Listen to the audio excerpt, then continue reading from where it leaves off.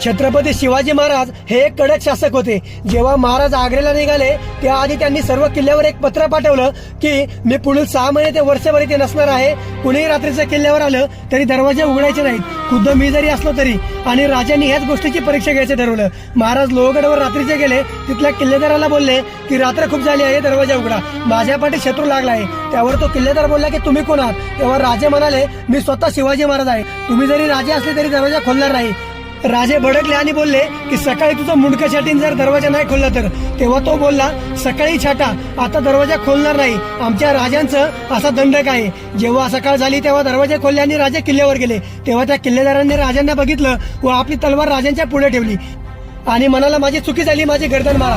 राजाने त्याच्या खांद्यावर हात ठेवून त्याला मिठी मारली आणि राजे म्हणाले आम्हाला आता कसलीच काळजी नाही, ह्याच मजबूत आणि विश्वासाच्या खांद्यावर हे स्वराज्य ठेवून आम्ही जातोय। आमच्या जीवाला जरी तिकडे काही झालं तरी कुठल्याही प्रकारच्या